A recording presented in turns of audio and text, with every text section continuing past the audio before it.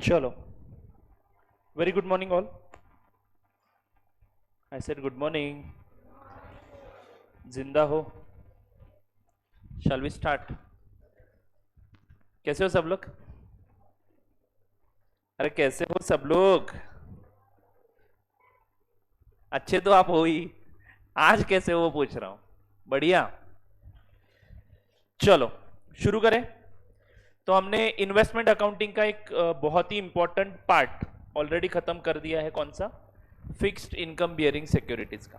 और आज से हम शुरू करेंगे discussion on variable income bearing securities. मतलब इन्वेस्टमेंट अगर हम वेरिएबल इनकम बियरिंग सिक्योरिटीज में करते हैं तो उसका अकाउंटिंग कैसे होगा। ठीक है, उसका अकाउंटिंग कैसे होगा। सर अब वेरिएबल इनकम बियरिंग सिक्योरिटी में ऐसा क्या अलग होता है जो फिक्स्ड इनकम बियरिंग सिक्योरिटी में नहीं है? मतलब इन्वेस्टमेंट है तो अकाउंटिंग कौन सा होगा? Purchase, cell. सेल हुआ तो प्रॉफिट होगा, नहीं तो लॉस होगा, राइट। एंड उसके बाद अगर बैलेंस शीट डेट तक इन्वेस्टमेंट अपने पास रखते हो तो सब्सिक्वेंट रिकॉग्निशन और इनकम एक जनरेट करेगा इन्वेस्टमेंट। Is it right? तो अभी वेरिएबल इनकम बेरिंग सिक्योरिटीज मतलब कौन सी सिक्योरिटीज की बातें करेंगे? शेयर्स। Is it right? उसमें बस एक ही आएगा, शेयर्स। बाकी सारे सिक्योरिटीज मोस्टली क्लासीफाई होते हैं फिक्स्ड इनकम बेरिंग सिक्योरिटीज में। हमें सिर्फ सिक्योरिटीज की ही बात करनी है। हाँ, जो एएस के क्वेश्चन है उसमें हमारे अदर इन्वेस्टमेंट ऑप्शंस भी खुल जाएंगे। हाँ, बट अभी तक इंस्टीट्यूट ने वर्चुअल करेंसी में जो इन्वेस्टमेंट किया जाता है उसका अकाउंटिंग कैसे करना है वो AS13 में इंक्लूड नहीं किया है। ठीक है, बट एनीवे अभी उसमें जाना ही नहीं है हमें। हमारे सिलेबस में मोस्टली ये दो सिक्योरिटीज हम लोग पढ़ते हैं, variable income bearing security and fixed income bearing security. Fixed income bearing security में बस इनकम एक एक्रू हो जाता है और उसके हिसाब से हम लोग एक्रूअल बेसिस पे अकाउंटिंग करते हैं। बट बच्चों वेरिएबल इनकम बेरिंग सिक्योरिटीज में यानी शेयर्स में जब हम इन्वेस्टमेंट करते हैं तो परचेस करेंगे शेयर्स का। Is it right? फिर और क्या करेंगे? बाद में वो शेयर सेल भी करेंगे। परचेस करके सेल करेंगे, सेल करने के बाद फायदा होगा तो फायदा रिकॉर्ड करेंगे, लॉस हुआ तो लॉस रिकॉर्ड करेंगे। इन ट्रांजैक्शंस में कोई भी वेरिएशन नहीं है। बस शेयर्स के केस में रिटर्न जो मिलता है वो तीन तीन प्रकार का होता है।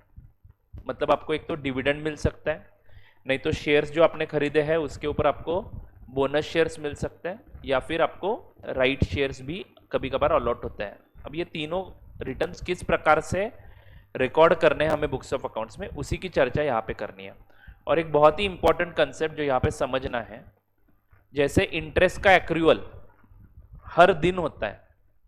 क्या आपको ये बात समझ में आ रही है? मैं जो बोल रहा हूँ आपके दिमाग तक पहुंच रहा है क्या? इंटरेस्ट का एक्रूअल हर दिन होता है, इसका अर्थ क्या हुआ?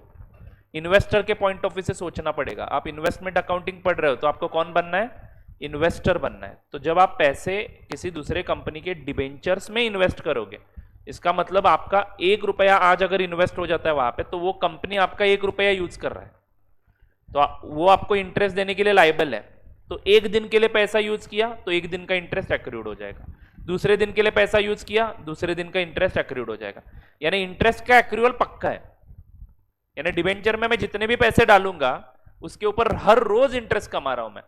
अर्निंग हर रोज हो रहा है, लेकिन पेमेंट कब हो रहा है? स्पेसिफाइड डेट्स पे। क्या सभी बच्चों को यह बात समझ में आई? उस कंसेप्ट के कारण, यानी इंटरेस्ट का पेमेंट अगर हर रोज होता तो concept of x interest come interest नहीं होता, क्योंकि हर रोज मेरे अकाउंट पे इंटरेस्ट क्रेडिट हो जाता। बोलो हाँ या ना? तो अगले दिन मान लो मैं मेरे डिबेंचर्स बेच देता हूं किसी को, तो आज तक का इंटरेस्ट मुझे मिल चुका है। कल से नहीं बात, कल से जो ओनर उसको इंटरेस्ट मिल जाएगा। ये बात ही नहीं होती। बराबर बोल रहा हूं ना मैं? बट प्रॉब्लम कहां पे आ रही थी? Interest payment dates. अभी कंपनी के एंगल से समझ लो ना बच्चों, हर रोज इंटरेस्ट पे करना आसान है क्या? कितने इन्वेस्टर्स हैं, सबको हर रोज इंटरेस्ट, मतलब कंपनी बिजनेस साइड में रखेगी और इंटरेस्ट पेमेंट का काम शुरू करेगी। Are you getting my point or not? तो यहां पे बच्चों कंपनी ने क्या बोला कि हम लोग इंटरेस्ट पेमेंट डेट फिक्स कर देते हैं। आप कुछ भी करो, हम लोग इंटरेस्ट आपको कब देंगे? पूरे 6 महीने का 30 जून को, और अगले 6 महीने का 31 दिसंबर को। यानी 6 महीने में एक बार इंटरेस्ट पे करेंगे। ये रोज रोज इंटरेस्ट पे करना हमें नहीं जमता है। ये पहले ही आपको बताया था जब डिबेंचर इशू किए थे ना आपने, तभी आपको बता दिया था। क्या सभी बच्चों को यह समझ में आया? अब इसके कारण प्रॉब्लम क्या हुआ? मान लो मैंने 1 जनवरी को डिबेंचर खरीदा है, तो चलो 31 दिसंबर का इंटरेस्ट लास्ट पर्सन को मिल चुका होगा। अब यहां से आगे का इंटरेस्ट किसको मिलना चाहिए? मुझे मिलना चाहिए।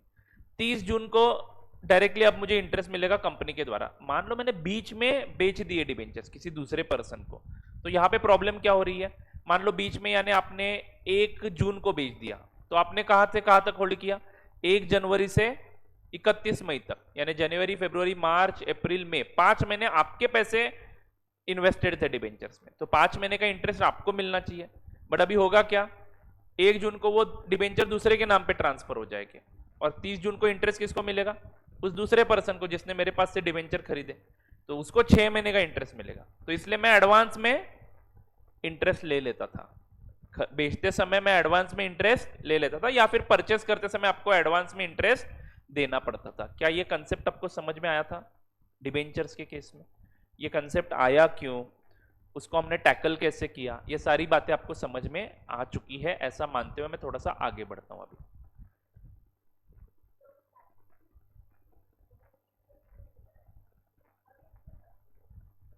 प्रैक्टिकली स्पीकिंग T+2 होता है तो 2 दिन का इंटरेस्ट मिलना किसको चाहिए?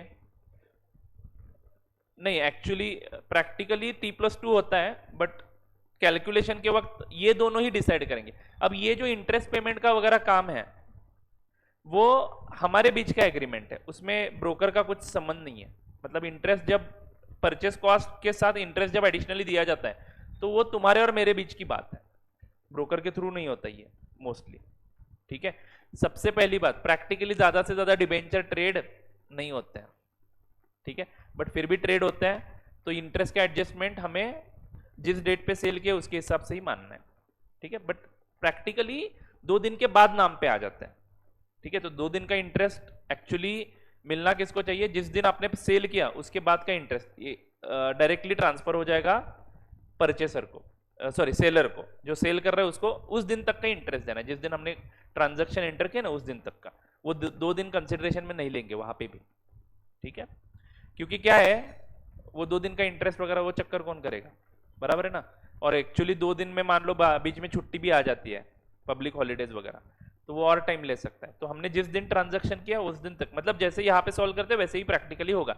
बस मैं आपको बता क्या रहा था उस केस में कि रजिस्ट्रेशन जो होगा शेयर्स, मतलब ऐसा थोड़ी है कि आज मैंने डिबेंचर बेच दिए, आज मैंने डिबेंचर बेच दिए तो सामने वाले के नाम पे ऑन पेपर वो जाते हैं 2 दिन के बाद। अब देखो यहां पे प्रॉब्लम क्या है, मान लो 30 जून इंटरेस्ट पेमेंट डेट है, ठीक है, 30 जून इंटरेस्ट पेमेंट डेट है, और बंदे ने मान लो 28 जून को बेच दिया, मिस्टर एक्स ने 28 जून को, मिस्टर एक्स ओनर था, मिस्टर एक्स ने सेल कर दिया किसको? मिस्टर वाई को। ठीक है, 28 नहीं, 29 जून को। Are you getting this? अब देखो जरा सिचुएशन को समझ लो, ये सिचुएशन बस जनरल नॉलेज के पॉइंट ऑफ व्यू से पढ़ रहे हैं, इसका हमारे प्रैक्टिकल क्वेश्चन में कोई रिलेवेंस नहीं है। अभी आपने बात छेड़ी है तो बताता हूं। अब यहां पे देखना पड़ेगा, मिस्टर एक्स क्या बोलेगा कि मैं तुम्हें अभी बेच रहा हूं इन्वेस्टमेंट, ठीक है, तो आज तक का मतलब 1 जनवरी से मिस्टर एक्स होल्ड कर रहा था उसको, तो 6 महीने का पूरा इंटरेस्ट बाय द वे किसको मिलना चाहिए? मिस्टर एक्स को। एक्चुअली 6 महीने का नहीं, 5 महीने 29 डेज का मिलना चाहिए। अब प्रैक्टिकली स्पीकिंग T+2 डेज का फॉर्मूला होता है, ट्रांजैक्शन डेट प्लस 2 डेज, मतलब मिस्टर वाई के नाम पे सिक्योरिटी ट्रांसफर कब होने वाली है? 29 जून प्लस 2 डेज, यानी सिक्योरिटी ट्रांसफर होगी 1 जुलाई को ही होगी। तो उस केस में इंटरेस्ट मिलेगा किसको? एक्स को ही मिलेगा। समझ में आया? तो एक्स को इंटरेस्ट मिल जाता है तो एक्स लोड नहीं लेगा, जो कुछ भी इन्वेस्टमेंट बेचना था मिस्टर वाई को वो एक्स इंटरेस्ट प्राइस पे बेच देगा, इंटरेस्ट उसी को मिलेगा। बट मान लो अगर कंपनी के रिकॉर्ड्स अपडेट हो जाते हैं और वाई को इंटरेस्ट मिलता है तो उतने प्रोपोर्शनेट दिनों का इंटरेस्ट वो मांग लेगा। ये इन दोनों के बीच का ट्रांजैक्शन, समझ में आया? ये इन दोनों के बीच का ट्रांजैक्शन है। इसमें ज्यादा सोचोगे तो आपको कंफ्यूजन ही होगा, बट ऐसे होगा। ठीक है, एंड आप बताइए अगर आपको पता है कि अगले दिन इंटरेस्ट मिलने वाला है तो आप 29 जून को बेचोगे क्या? इंटरेस्ट लेके ही बेचोगे आप लोग। समझ में आ रहा है क्या? तो प्रैक्टिकली अगर इमेजिन ही करना है तो प्रैक्टिकली सिनारियोस टोटली डिफरेंट होते हैं। 29 जून आया है तो मुझे नहीं लगता है कि कोई डिबेंचर में ट्रेड करेगा, क्योंकि 30 जून को इंटरेस्ट मिलने वाला है, बराबर है कि नहीं? हाँ, पैसों की बहुत ही जरूरत है तो हम लोग ये मैनेज कर सकते हैं कि भाई इंटरेस्ट किसको मिलता है देखते हैं, उसके हिसाब से पेमेंट एडजस्ट कर लेंगे, ठीक है फाइन। बट एग्जाम में इतना डिटेल में कुछ नहीं आता है, डोंट वरी, एग्जाम में हमने जो क्वेश्चन सॉल्व किया वही आता है और उसी की प्रैक्टिस हमें करनी है, फाइन। हाँ तो मैं बात कर रहा था ये इंटरेस्ट की वगैरह, आई होप आपको समझ में आ रहा है। सर ये बार बार क्यों बताते रहते हो? अब मुझे ये कंसेप्ट शेयर्स के कॉन्टेक्स्ट में बैठता है कि नहीं बैठता है वो देखना है। सबसे पहले आप मुझे बताइए, क्या शेयर्स पे जो डिविडेंड मिलता है वो हर रोज एक्रू होता है? मान लो आपने शेयर्स खरीद लिए, तो व्हाट डू यू एक्सपेक्ट, आपको डिविडेंड मिलना चाहिए क्या? इच्छा तो है, लेकिन सामने वाली कंपनी डिविडेंड पे करेगी क्या? उन्होंने ऐसा कोई कमिटमेंट दिया है क्या कि हर महीने आपको 10% का डिविडेंड दिया जाएगा, हर साल आपको 10% का डिविडेंड दिया जाएगा? प्रेफरेंस शेयर्स की बात अलग है, मैं मान रहा हूं इक्विटी शेयर्स की बात कर रहा हूं। इक्विटी शेयर्स के केस में प्रेफरेंस में भी even it is not committed कि देंगे कि नहीं देंगे, क्योंकि नॉन क्यूमुलेटिव प्रेफरेंस शेयर्स है, तो कभी कभार मान लो इक्विटी वालों को डिविडेंड नहीं देते हैं तो प्रेफरेंस वालों को भी डिविडेंड देने की जरूरत नहीं है। हाँ अगर डिविडेंड इक्विटी वालों को देना चाहते हो तो आपको पहले प्रेफरेंस वालों को एग्रीड रेट से डिविडेंड देना है। Are you all getting this? Anyway preference dividend थोड़ा साइड में रखते हैं, हम इक्विटी शेयर्स की बात कर रहे हैं। प्रेफरेंस शेयर्स की बात साइड में रखते हैं, हम इक्विटी शेयर्स की बात कर रहे हैं। इक्विटी शेयर्स के केस में आपके जनरल नॉलेज के हिसाब से आंसर करिए, क्या आपको डिविडेंड का कमिटमेंट कंपनी देती है? बिल्कुल नहीं देती है। डिबेंचर के केस में क्या आपको कंपनी इंटरेस्ट का कमिटमेंट देती है? Yes, it is a return agreement जिसमें लिखा हुआ है कि 8% का इंटरेस्ट हम आपको हर साल देंगे, जरूरत पड़ी तो कंपनी अपने डायरेक्टर्स को बेचेगी लेकिन इंटरेस्ट देगी। ऐसा मैं मजाक मजाक में बोलता हूं, डायरेक्टर्स को बेचा नहीं जा सकता है, directors are not asset of the company. Anyway मतलब कोई एसेट बेच देगी कंपनी लेकिन डिविडेंड इंटरेस्ट के पैसे चुकाएगी। Are you all getting my point? ऐसा कमिटमेंट डिबेंचर के केस शेयर्स के केस में नहीं है, इसलिए कॉन्ग्रेचुलेशंस, आज के बाद एक्स डिविडेंड कम डिविडेंड का कंसेप्ट शेयर्स में नहीं आएगा। यानी मान लो मैंने 10 लाख में शेयर्स खरीदे हैं तो मैं क्या मानूंगा, 10 लाख के 10 लाख शेयर्स के ही है, इसके ऊपर डिविडेंड अगर मान लो मैंने पूरे साल शेयर्स होल्ड किए हैं और मान लो 1 अप्रैल को मैंने शेयर्स बेच दिए, 3 अप्रैल को कंपनी ने डिविडेंड अनाउंस कर दिया और वो सामने वाले पर्सन को मिल गया, तो that is his benefit, because nobody can say कि हां इस कंपनी ने कब डिविडेंड डिक्लेयर करना है, उसका कोई प्रिडिक्शन नहीं कर सकता। डायरेक्टर लोगों के मन में आया, डायरेक्टर लोगों ने अनाउंस कर दिया, शेयर होल्डर्स का अप्रूवल आया, ले लो dividend declared. Are you getting my point?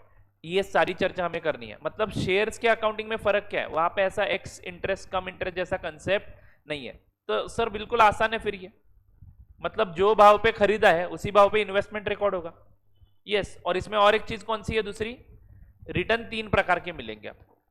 मतलब ये dividend concept of x interest and come interest गया, एंड दूसरा 3 इनकम वहां पे जनरेट होता है, तो 3 इनकम का अकाउंटिंग हमें सीखना है। तो शेयर्स डिफिकल्ट है ऐसा आप समझते हो तो बिल्कुल नहीं, इनफैक्ट डिबेंचर्स का अकाउंटिंग डिफिकल्ट था, तो difficult part is already over. बस शेयर्स के केस में आपको अभी इतना नॉलेज नहीं है, ठीक है। अब धीरे धीरे एक एक कंसेप्ट में एक्सप्लेन करूंगा, कुछ नियम कानून आपको समझाऊंगा। लॉ में भी ये सारी चीजें आप फिर से रिपीट करोगे, ठीक है। लॉ पढ़ते समय भी ये सारी चीजें आपको बेटर तरीके से लॉ के सेक्शंस का रेफरेंस देके पढ़ाई जाएगी, ठीक है।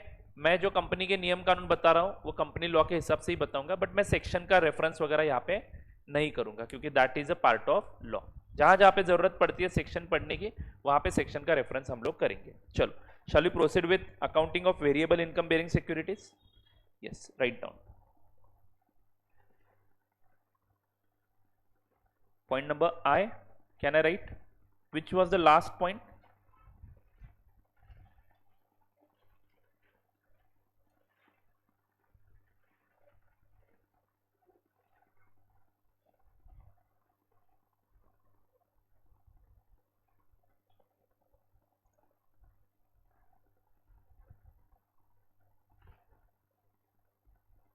जी में हमने क्लासिफिकेशन किए थे, एच हो चुका है ना, आई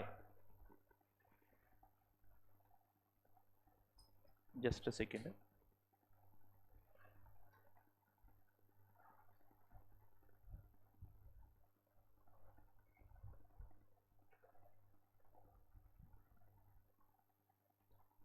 अकाउंटिंग ऑफ, एक एक करके सारी चीजें फिर से रिपीट करेंगे। Accounting of variable income bearing security.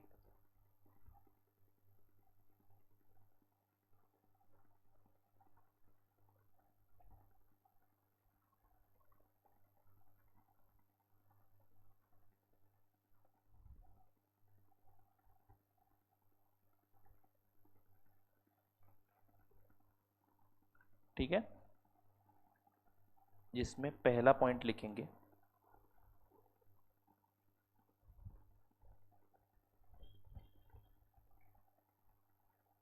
Format of investment account. अभी आपको फिक्स्ड इनकम का फॉर्मेट याद है, पहले सबसे पहले यहां पे लिखिए बच्चों हेडिंग में एग्जाम्पल शेयर्स। ठीक है, तो शेयर्स में जब हम इन्वेस्टमेंट करते हैं तो इन्वेस्टमेंट अकाउंट का फॉर्मेट कौन सा यूज करना है, इन्वेस्टमेंट अकाउंट का फॉर्मेट कौन सा यूज करना है।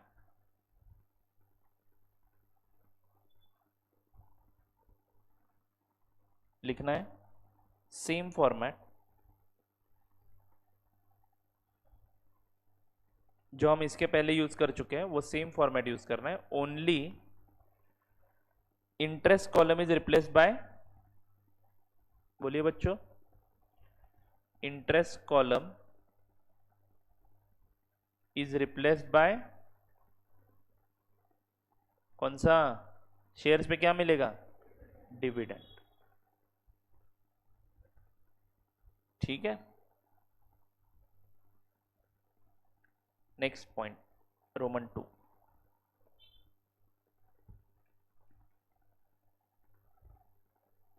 Accounting of purchase of shares and sale of shares.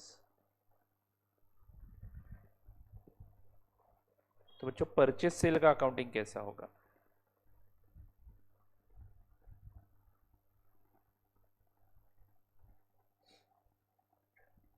इसमें लिखेंगे पॉइंट्स टू रिमेंबर।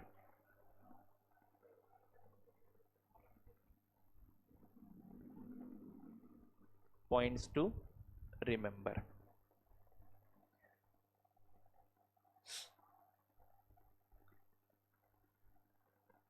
जिसमें A accrual of dividend, accrual of dividend is not certain,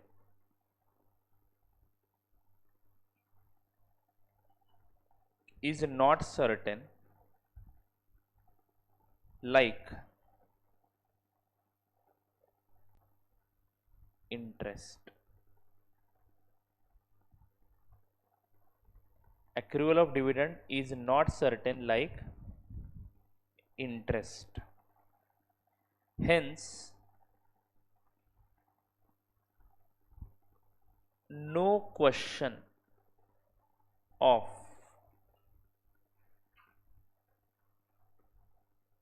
payment of dividend along with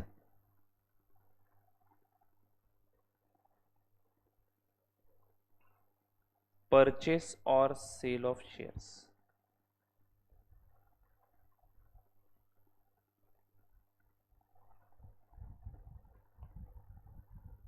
along with purchase or sale of shares, bracket में लिखना, that is no concept like x interest comma cum interest. Happy, आसान है, मतलब आपके question में बोल दिया X, mister X has purchased 10,000 equity shares of Reliance Industries Limited at ₹10 lakh. बोलो क्या एंट्री करोगे, investment in shares of Reliance Limited account debit to bank account, how much? 10 lakhs, 10 lakhs, बात खत्म। ये 10 लाख में खरीदी हुई इन्वेस्टमेंट आपने 12 लाख में बेच दी, बोलो क्या एंट्री होगी? Bank account debit 12 lakh to investment account 12 lakh, खत्म। मतलब सर एक्स्ट्रा आज तक का डिविडेंड कितना एक्रूड है देखने की जरूरत नहीं है। कितना एक्रूड है बताओ? मे बी आप डिविडेंड एक्स्ट्रा पे भी कर दोगे, अच्छे हो इसलिए, और आपको बाद में कंपनी ने डिविडेंड नहीं दिया तो आपके तो पैसे चले गए। Are you getting it? तो डिविडेंड का क्या है, वो सब डिक्लेयर करना है ना करना है, वो किसके हाथ में है? डायरेक्टर्स के हाथ में। Are you getting it? And share holders के हाथ में। जब मन मर्जी आती है तब डिविडेंड डिक्लेयर करते हैं। आगे मुझे 5 साल तक डिविडेंड देना ही नहीं है, नहीं देंगे। मेरे पास एक कंपनी के ऐसे शेयर्स हैं जो अभी 6-7 साल से मेरे पास है, एक दिन भी डिविडेंड नहीं मिला, एक साल भी डिविडेंड नहीं मिला। हाँ, उसका प्राइस लेकिन बढ़ता जा रहा है। कंपनी डिविडेंड पे कब करती है? जनरल नॉलेज के पॉइंट ऑफ व्यू से डिस्कस करना चाहे तो कंपनी के पास एक्सेस कैश जब जमा हो जाता है और वो किसी प्रोडक्टिव काम के लिए यूज नहीं कर पाती है कंपनी, मतलब मान लो कंपनी के पास कोई नया प्रोजेक्ट है ही नहीं, तो कैश यहां पे पड़े रखे क्या करेंगे? बैंक अकाउंट में रख के क्या करेंगे? चलो इससे अच्छा है कि शेयर होल्डर्स को प्रॉफिट्स डिस्ट्रीब्यूट कर देते हैं। तो आज हम सबसे पहले समझेंगे कि सर डिविडेंड वगैरह क्या होता है। आपको डिविडेंड क्या है यही पता नहीं है। पता है आपको डिविडेंड क्या है? क्या है? Amount distributed by the company. Why they distributed? क्या डिस्ट्रीब्यूट करते हैं ये लोग? प्रॉफिट्स डिस्ट्रीब्यूट करते हैं। Very good, your answer is absolutely right. तो कंपनी क्या करती है? कमाए हुए जो प्रॉफिट्स है वो एक्चुअली किसको पे करने हैं? By the way, who is the owner of the company? Share holders. तो कंपनी जो कुछ भी फायदा कमाती है वो शेयर होल्डर्स को ही देना है ना, आज नहीं तो कल। प्रोप्राइटरशिप में डिविडेंड देते थे क्या बिजनेसेस? प्रोप्राइटरशिप में बिजनेस डिविडेंड देता था क्या? बिजनेस एक अलग एंटिटी भी माना है ना हमने अकाउंट्स में हमेशा। तो प्रोप्राइटरशिप में जो प्रॉफिट कमाते हो वो कहां पे रखे जाते थे? जरा सोचो ना, कहां पे रखे जाते थे? जोर से बोलिए ना, सुनाई नहीं दे रहा है। कैपिटल अकाउंट को ट्रांसफर कर देते थे और वो बिजनेस में ही इन्वेस्ट हो जाते थे। मतलब बिजनेस से पैसे कभी निकाले नहीं जाते थे, या निकाले जाते थे? बिजनेस से पैसे निकाले जाते थे? यस, क्या बोलते थे आप उसको? हाँ, तो वही तो है डिविडेंड। प्रोप्राइटरशिप में उसको ड्राइंग बोलते थे, यहां पे क्या बोलेंगे? Dividend. Hi fi. Sev puri dahi puri, hotel में लिखेंगे एसपीडीपी 200 रुपए, थैले पे खाओगे तो 50 रुपए, होटल में लिखेंगे एसपीडीपी 200 रुपए। आप बड़े रुबाब में मंगवाओगे, भैया एसपीडीपी लाओ, क्या ला के देगा? Sev puri dahi puri. Anyway, same concept है ड्राइंग्स में। हाँ, बस प्रोप्राइटर में प्रॉब्लम कुछ नहीं था, क्योंकि मेरा बिजनेस है, जब मन करेगा पैसे निकाल लूंगा, जब मन करेगा पैसे भरूंगा बिजनेस में। मेरा बिजनेस है, मैं जब चाहिए पैसे निकाल सकता हूं।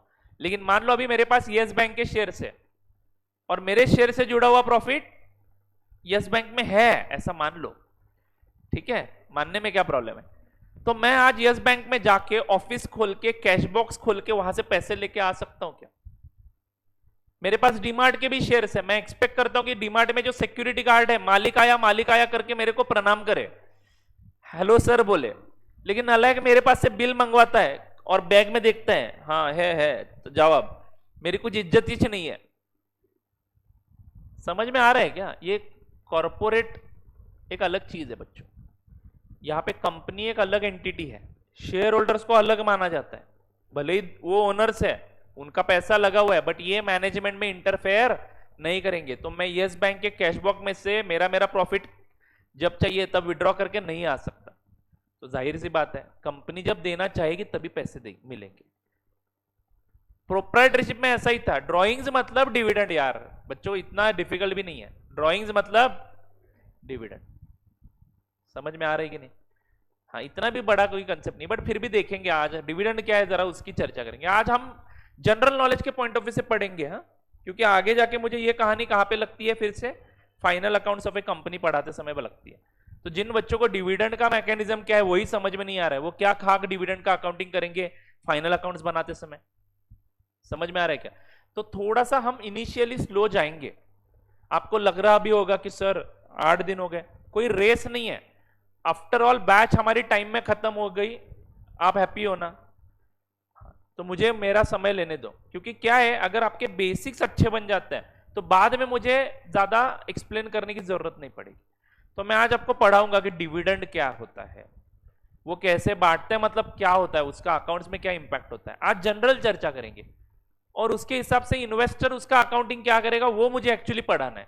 अभी मैं पहले जाऊंगा किसमें, जिस कंपनी के शेयर्स आपने खरीदे ना, वो कंपनी जब डिविडेंड बांटती है तो कैसे अकाउंटिंग करते हैं वो भी देखेंगे आज हम। वो फिर से एक बार देखेंगे कहां पे, final accounts of A company के केस में। और एक बार वो कंसेप्ट आपके दिमाग में पक्का हो जाएगा तो आप लोग अकाउंटिंग में एकदम एक्सपर्ट हो जाओगे। ठीक है, धीरे धीरे जाएंगे, कोई गड़बड़ नहीं। तो पहला पॉइंट हमने आज क्या लिखा कि एक्रूअल नहीं होता है डिविडेंड का। मैंने उसका रीजन भी बता दिया कि ये कंपनी की मर्जी है, कंपनी जब प्रॉफिट बांटना चाहेगी, ऐसा कोई कमिटमेंट नहीं दिया हमने ऑफिशियल एग्रीमेंट पे। जब आपने शेयर्स खरीदे थे तो देख लो एग्रीमेंट पढ़ के, प्रोस्पेक्टस पढ़ के देख लो, ऐसा कहीं पे भी लिख के नहीं दिया है कि हम आपको गारंटीड इतना डिविडेंड इस तारीख को परफेक्टली देंगे। हमने प्रॉमिस नहीं किया है, जब प्रॉफिट होगा तब डिविडेंड मिलेगा, और वो भी कंपनी के मन में आए तो। Do you get it? Company को चलाता कौन है? डायरेक्टर्स। तो डिविडेंड का डिसीजन कौन लेगा? डायरेक्टर्स। बट अभी हमें समझना है कि डिविडेंड का एक्रूअल इंटरेस्ट की तरह नहीं होता है। तो परचेस सेल के ट्रांजैक्शन में ये बात बीच में लाने की जरूरत ही नहीं है, क्योंकि आपको भी पता नहीं है, जो बेचने वाला है इन्वेस्टमेंट उसको भी पता नहीं है कि इसके ऊपर डिविडेंड कब मिलेगा, और जो खरीदने वाला है उसको भी पता नहीं है कि डिविडेंड कब मिलेगा। ठीक है, और ये डिविडेंड की कहानी कुछ अलग ही है, सारे पॉइंट समझ लेंगे। बट हम अभी फिलहाल समझ रहे हैं परचेस का अकाउंटिंग कैसे किया जाए। तो बच्चों अगले लाइन पे लिखेंगे, so journal entry on purchase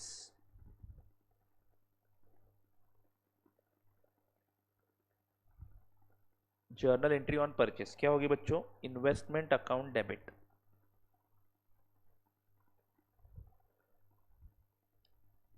to bank. But ये जो अमाउंट होगा इसमें हम लोग क्या लिखेंगे? Acquisition cost plus incidental expenses. Acquisition cost plus incidental expenses.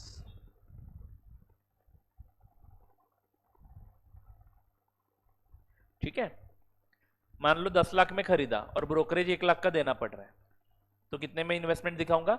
11 lakh रुपए में। वो बेसिक भूलना नहीं है AS13 का, cost is equal to acquisition cost plus incidental expenses. यहां पे कुछ डिविडेंड करके आप एक्स्ट्रा अमाउंट नहीं दे रहे हो, नहीं दे रहे हो, और दे भी नहीं सकते। कितना दोगे? You and don't know the rate of dividend, that is also not fixed. Okay, I hope you got the point.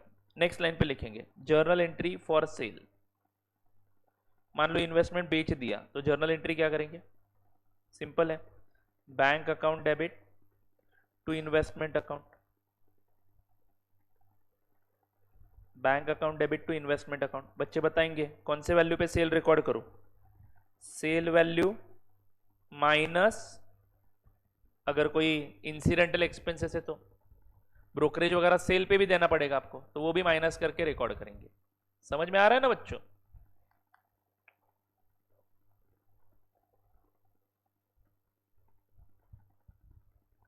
चलो point number B, points to remember याद लिख रहा हूं मैं। पॉइंट नंबर बी, प्रॉफिट और लॉस ऑन सेल। प्रॉफिट और loss on sale shall be transferred to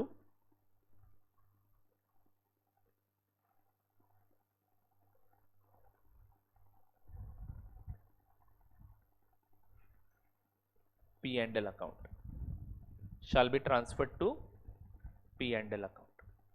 Is this clear to you all? Profit or loss on sale shall be transferred to P&L account. I hope you are getting this. This is not new, this is already studied by you. बराबर है क्या बच्चों? Fine. तो purchase cell का accounting समझ में आया? Profit का अकाउंटिंग समझ में आया। इन्वेस्टमेंट के केस में मोस्टली कौन से ट्रांजैक्शन होते हैं, रिपीट करेंगे सारे बच्चे। परचेस होगा, पहले परचेस होगा, या फिर मान लो ओपनिंग में मेरे पास इन्वेस्टमेंट होंगे जो कभी पिछली बार खरीदे होंगे। बोलो हाँ या ना। परचेस का अकाउंटिंग कैसे करना है बता दिया। सेल का अकाउंटिंग समझ में आ चुका है, बराबर है। परचेस इन्वेस्टमेंट जब मैं बेचूंगा तो नफा होगा, नहीं तो नुकसान होगा, उसको P&L में भेजना, ये भी समझ में आ चुका है। अब अकाउंटिंग बाकी कौन सा है, डिबेंचर में भी यही सीखा ना हमने।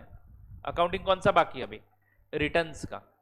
इसके ऊपर जो रिटर्न आएंगे उसका, और सब्सिक्वेंट रिकॉग्निशन का अकाउंटिंग तो हमने पहले ही पढ़ के रखा है। क्या, करंट इन्वेस्टमेंट है तो कॉस्ट और fair value which ever is lower, and non current है तो लॉन्ग टर्म है तो कॉस्ट, बट उसको भी फेयर वैल्यू पे ला सकते हैं if the decline is other than, नहीं इफ द डिक्लाइन इज, हाँ बराबर, if the decline is other than temporary. यानी लास्ट वाला सब्सिक्वेंट रिकॉग्निशन का पार्ट एक छोड़ते हो तो अभी बचा किसका अकाउंटिंग, सिर्फ रिटर्न्स का। और रिटर्न में शेयर्स कितने प्रकार के रिटर्न देता है, 3 प्रकार के। एक तो डिविडेंड देता है, नहीं तो बोनस शेयर्स मिल सकते हैं, नहीं तो राइट शेयर्स मिल सकते हैं। तीनों रिटर्न क्या है और कैसे उसका अकाउंटिंग इन्वेस्टर के बुक्स में होगा, उसकी चर्चा अभी हमें करनी है। तो लिखेंगे 3 नंबर का point, Roman 3, accounting treatment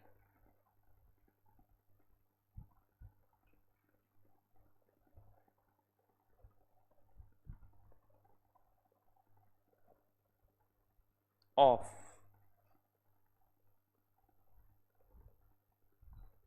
returns on shares.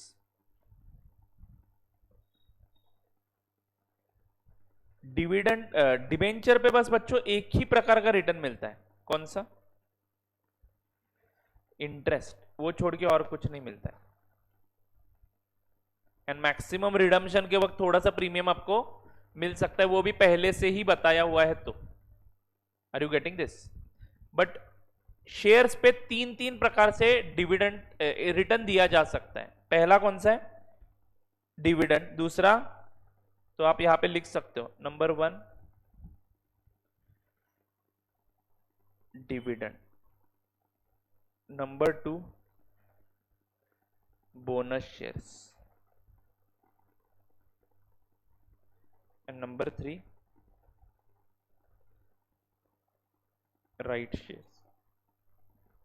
इन तीनों का अकाउंटिंग ट्रीटमेंट हमें डिटेल में पढ़ना पड़ेगा। तो लिखेंगे नंबर 1, एक एक करके डिस्कस करते हैं। अकाउंटिंग ऑफ डिविडेंड,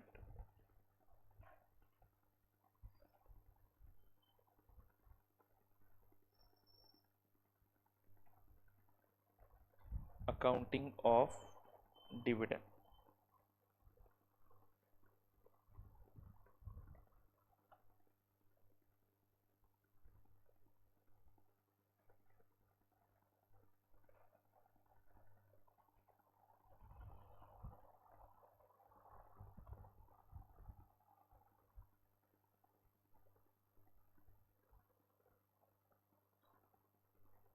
फाइन बच्चों, सबसे पहले डिविडेंड क्या है वो समझते हैं। ठीक है, मैंने आपको बता दिया वैसे बाय द वे। प्रॉफिट जो कंपनी ने कमाए हुए हैं वो जब कंपनी डिस्ट्रीब्यूट करती है तो कंपनी उसको डिविडेंड बोलती है। ओके, मैंने आपको इससे भी आसान डेफिनेशन बता दिया। Dividends are nothing but the drawings, but ये अपने विल के हिसाब से नहीं होंगे, कंपनी के विल के हिसाब से होंगे। Do you get it. अब कंपनी के मेजर शेयर जिसके पास है वो डिविडेंड डिक्लेयर करवाने के लिए प्रेशर पुटअप कर सकता है। आपको कंपनी का मैकेनिज्म थोड़ा बहुत पता तो चल चुका होगा। कंपनी इनकॉर्पोरेट होती है, बाद में शेयर होल्डर्स शेयर्स खरीदते हैं, बराबर है ना। प्रमोटर्स के पास ज्यादा से ज्यादा शेयर्स रह जाते हैं, करेक्ट है कि नहीं।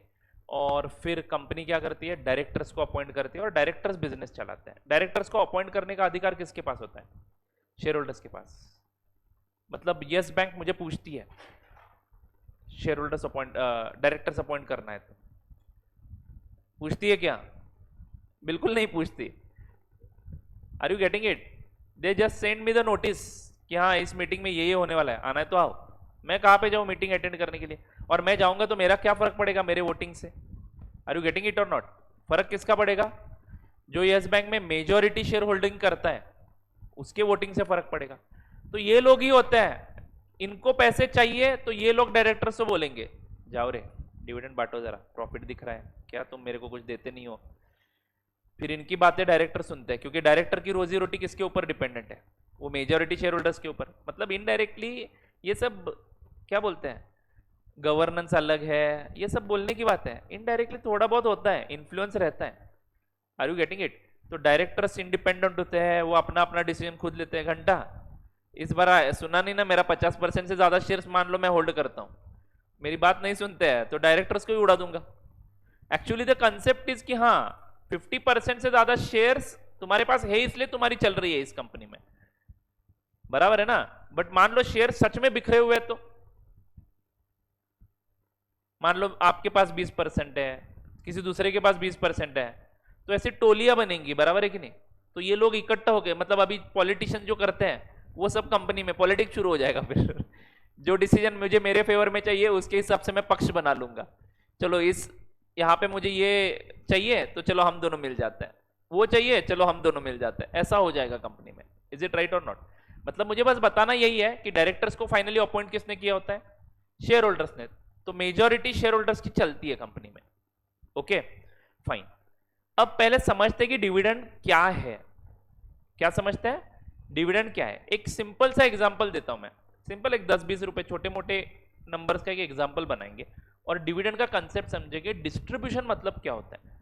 उसके लिए पहले एक एजम्पशन करेंगे कि हमारा जो बिजनेस है वो पूरा का पूरा कौन सा बिजनेस है, कैश बिजनेस है। क्रेडिट पे मैं गुड्स बेचता भी नहीं हूं, क्रेडिट पे मैं कुछ खरीदता भी नहीं हूं, एकदम पक्का बिजनेसमैन हूं, कैश में बिजनेस करूंगा, तभी आपको ये डिविडेंड का कंसेप्ट अच्छे से समझ में आएगा। क्लियर है क्या?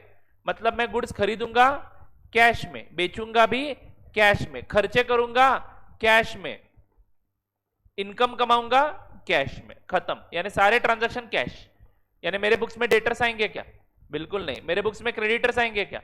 बिल्कुल नहीं। मेरे बुक्स में आउटस्टैंडिंग एक्सपेंसेस आएंगे क्या? बिल्कुल नहीं। सब कैश में, एकदम दिलदार आदमी हूं, कैश में ट्रांजैक्शन करूंगा। सर ऐसा क्यों? कंसेप्ट समझाने के लिए। ओके अब जरा ध्यान से सुनो, ये कंपनी का P&L है जो मैंने टी फॉर्मेट में बनाया है, और ये कंपनी का बैलेंस शीट है। ओके मान लो 1 अप्रैल 2019 को कंपनी ने 10 रुपए के शेयर्स इशू किए, 1 रुपए का एक शेयर 10 शेयर्स, सिंपल सा एग्जांपल। तो बच्चों कंपनी के बुक्स में एंट्री क्या होगी? मैं कंपनी के बुक्स का बता रहा हूं बच्चों, मैं किसके बुक्स का बता रहा हूं? कंपनी के बुक्स में। कंपनी कैसे डिविडेंड बांटती है उसके बाद आप लोग समझ लो कि उसका अकाउंटिंग आपके बुक्स में कैसे करेंगे। क्लियर है क्या बच्चों? आपके बुक्स का अकाउंटिंग मुझे एक्चुअली पढ़ाना है, लेकिन मैं जा रहा हूं कंपनी में। कंपनी में आ गए सब लोग? कंपनी का मैकेनिज्म कैसा होता है जरा समझ लो। 1 अप्रैल को मान लो 10 रुपए के शेयर्स कंपनी ने इशू किए, तो कंपनी एंट्री क्या मारेगी? इशू ऑफ शेयर्स आपका हो चुका है, बोलो। Bank account debit to equity share application and later on equity share application account debit to equity share capital. क्या सभी बच्चों को यह समझ में आया? तो मित्रों जरा ध्यान से सुनिए, वो एंट्री मारने के बाद हमारा कैपिटल अकाउंट दिखेगा 10 रुपए का, और बैंक या फिर कैश अकाउंट में पैसे आएंगे 10 रुपए। बैलेंस शीट टैली हुआ? सोचो सोचो, बैलेंस शीट टैली हुआ क्या? अरे नालाय को इतना क्या सोच रहे हो गया ना? आप तो एकदम सीरियस होकर देख रहे हो। 10-10 टोटल हो गया ना टैली। मैं आपको बैलेंस शीट के माध्यम से समझाने का प्रयास कर रहा हूं कि डिविडेंड क्या सीन होता है। चलो ये 10 रुपए जो कैपिटल इशू करके हमने इकट्ठा किए हैं उसका हम क्या करेंगे? आ जाओ महाराज रमी खेलते हैं या ड्रीम 11 में टीम बनाओगे? अरे बोलो ना। बिजनेस करेंगे, क्या खरीदेंगे इसमें से? गुड्स खरीदेंगे। गुड्स खरीदे 10 रुपए के, मान लो पूरे पैसे गुड्स खरीदने के लिए लगा दिया। ट्रेडिंग बिजनेस करना चाहते हो? क्या कंपनी ट्रेडिंग बिजनेस कर सकती है? बिल्कुल, कंपनी कुछ भी बिजनेस कर सकती है। ड्रीम 11 भी एक कंपनी होगा कोई। एनीवे जान दो। हाँ तो मैं क्या बोल रहा था, 10 रुपए के गुड्स खरीदे, बोलो क्या एंट्री करोगे? Purchase account debit to cash account. Cash में ही धंधा करता हूं मैं, बराबर है ना? तो purchase account debit to cash account. तो परचेस अकाउंट में आएगा डेबिट बैलेंस, जो कहां पे भेजूंगा? ये ट्रेडिंग एंड P&L ऐसे समझ लो। नहीं तो बच्चे मुझे पूछते हैं सर ये ट्रेडिंग में जाना चाहिए। टू परचेस करेक्ट है क्या? कितना? 10। ये करते ही मेरा कैश बैलेंस कितना हो जाएगा? 0। अभी ये बैलेंस शीट टैली हुआ क्या? अगर आपको अकाउंट्स क्लोज करने हैं तो टैली होगा क्या? क्या करना पड़ेगा अकाउंट्स क्लोज करना है तो मुझे सर यहाँ पे स्टॉक दिखाना पड़ेगा 10 का, फिर ये स्टॉक यहाँ पे आएगा 10 का, तब जाके बैलेंस शीट टैली होगा। आई बात समझ में? बट चलो अभी बंद थोड़ी करेंगे, अभी तो गुड्स खरीदे हैं। क्या करेंगे गुड्स खरीद के? सेल करेंगे। मान लो 20 रुपए में बेच दिया। कितने में बेच दिया? 20 रुपए में। बच्चों ये बहुत ही इंपॉर्टेंट डिस्कशन है, आगे जाके लगने वाला है आपको फाइनल अकाउंट्स बनाते समय भी। ठीक है, एकदम छोटा सा, किसी को भी समझ में आएगा, ऐसा एग्जाम्पल ही है। तो चलो सेल कर दिया तो एंट्री क्या होगी? सभी को समझ में आ रहा है ना? हाँ, तो स्टॉक है मेरे पास 10 लाख का, बट मैं 10 रुपए का, बट वो मैं एसेट में नहीं दिखा रहा हूं क्योंकि वो मैंने बेचने के लिए रखा है। नहीं बेच सकता मान लो पूरे साल में, तो ये क्लोजिंग डेट पे एसेट में दिख जाएगा और बैलेंस शीट टैली भी हो जाएगी। बोलो हाँ या ना? यस। अभी मुझे बताओ, आपने ये 20 में बेच दिए सारे के सारे गुड्स, मतलब अभी आपके पास स्टॉक नहीं है, लेकिन क्या आ गया आपके पास? कैश आ गया। कितने रुपए का? 20। और सेल्स अकाउंट को जो आपने क्रेडिट किया वो आप सेल्स कहां पे भेज देते हो? पी एंड एल को। अभी बोलो आपका बैलेंस शीट टैली हुआ क्या? नहीं। यहाँ पे टोटल आया 20 और यहाँ पे भी आना चाहिए 20। क्यों नहीं टैली हो रहा है? क्योंकि सर आपने पी एंड एल क्लोज नहीं किया है। Let's close the P and L. ये 20 माइनस 10 कितना आया profit? To balance carried down. Company में ये प्रॉफिट कैपिटल अकाउंट को ट्रांसफर नहीं होगा, सबसे पहली बात। गए वो दिन, सोल प्रोप्राइटरशिप से आप बाहर निकलो, कौन से कैपिटल को ट्रांसफर करोगे? यस बैंक के 3 करोड़ शेयर होल्डर्स हैं, तो क्या 3 करोड़ कैपिटल अकाउंट बनाओगे? अरे बात समझ में आ रही है क्या? ना लगो। पार्टनरशिप में आपने एक फीचर सुना था कि हर पार्टनर के लिए एक सेपरेट कैपिटल अकाउंट बनाना था। मैक्सिमम पार्टनर होते कितने हैं? 50 से ज्यादा तो हो नहीं सकते। अरे बोलो हाँ या ना? तो 50 कैपिटल अकाउंट खोलना भी एक बड़ी बात है। और ये प्रॉफिट बांटोगे कैसे? चलो शेयर्स का जो पैसा है उसके रेशियो में बांट सकते हो, लेकिन यस बैंक के अगर 3 करोड़ शेयर होल्डर्स है तो 3 करोड़ अकाउंट में ये प्रॉफिट बांटते रहोगे, और इनफैक्ट ये प्रॉफिट उनको देना है कि नहीं देना है वो भी आपका डिसाइडेड नहीं है। तो कंपनी हमेशा क्या करती है? इस प्रॉफिट को रिजर्व्स एंड सरप्लस करके पी एंड एल अकाउंट में दिखा देती है। कितने रुपए का प्रॉफिट? 10 रुपए का। ये पैसा है कहां पे? पहला आज का इंपॉर्टेंट डिस्कशन, ये 10 रुपए का जो प्रॉफिट आप बोलते रहते हो कि हाँ 10 रुपए का प्रॉफिट है मेरे पास, ये है कहां पे? कौन से एसेट में लगा हुआ है? अभी तो फिलहाल कैश में है सर। ये एकदम आसान एग्जांपल इसीलिए मैंने दिया है। ये 20 रुपए का आप एक्सप्लेनेशन दे सकते हो क्या? 20 रुपए यहां पे कैसे हुए कैश में? सर 10 रुपए कैपिटल के है उसमें और 10 रुपए प्रॉफिट के हैं। अरे बोलो हाँ या ना? अगर मान लो कंपनी आज ही लिक्विडेट हो जाती है तो 20 रुपए ऑलरेडी कैश में है, वो किसको दिए जाएंगे? शेयर होल्डर को दिए जाएंगे 10 रुपए कैपिटल के वापसी के, और 10 रुपए प्रॉफिट बिजनेस ने कमाया था वो भी आपसे ही बिलोंग करता है, इसलिए मैं आपको ही दे दूंगा। यानी शेयर होल्डर को 20 रुपए दिए जाएंगे। Are you all getting my point? यानी प्रॉफिट कहां पे है? कैश में ही है, और कैपिटल कहां पे है? कैश में ही है। आपको समझ में आ रहा है मैं क्या क्या बोल रहा हूं? धीरे धीरे जाएंगे, गड़बड़ मत करो, आराम से समझ। ठीक है? ऐसा भी हो सकता है कि 20 का कैश दिखते ही मेरा मन करे कि मैं एक एसेट खरीद लूं, तो मैंने एसेट खरीद लिया 20 का, तो कैश बैलेंस कितना होगा? 0। बैलेंस शीट टैली हुआ। अब मुझे बताइए आपका प्रॉफिट है कहां पे? एसेट में है, बराबर है क्या? अब शेयर होल्डर्स की नजर ना हमेशा इस प्रॉफिट एंड लॉस अकाउंट के फिगर पे होती है। जो मेजर शेयर होल्डर्स होते हैं ना, उनकी बात कर रहा हूं। बच्चों थोड़ा सा आज हम हटके डिस्कशन करेंगे, क्योंकि वो सब समझ में आएगा तो आपको अकाउंटिंग ट्रीटमेंट 2 मिनट में बता सकता हूं मैं, बट आपको शेयर्स डिविडेंड क्या है वही पता नहीं है, तो क्या आप वो ट्रीटमेंट जान के हैप्पी हो जाओगे? नहीं ना। और ये जो डिस्कशन है ये मुझे फिर से आगे लगने वाला है नेक्स्ट चैप्टर में। मैंने आपको पहले ही बता दिया कि पहले मैं 2 प्रैक्टिकल चैप्टर्स पढ़ाऊंगा, क्योंकि अगर आपको फाइनेंशियल स्टेटमेंट का फॉर्मेट ही पता नहीं है तो अकाउंटिंग स्टैंडर्ड के डिस्क्लोजर कहां पे देने वो थोड़ी पता चलेगा। इसलिए इसके बाद मैं नेक्स्ट टॉपिक कौन सा शुरू करने वाला हूं? Financial statements of companies. तो ये डिस्कशन वहां पे फिर से होने वाला है। ठीक है, तो बात करते हैं बच्चों। चलो, तो मैं क्या बोल रहा था? पी एंड एल अकाउंट का 10 रुपए का जो बैलेंस है वो है कहां पे? इन्वेस्टेड है। Now it is invested into the assets. क्या अब मैं डिविडेंड दे सकता हूं? लाइबिलिटी साइड को ऑब्जर्व करो और मुझे बताओ बच्चों, how many liabilities are there? Company के कितने लाइबिलिटीज है? 2 लाइबिलिटीज है। एक है कैपिटल के पैसे देने हैं और एक है प्रॉफिट के पैसे देने हैं। Are you all getting this? और ये प्रॉफिट कौन से पीरियड का है? हमारे करंट फाइनेंशियल ईयर में कमाया हुआ प्रॉफिट है। तो ऐसे 20 रुपए देने हैं। सिंपल है कि नहीं?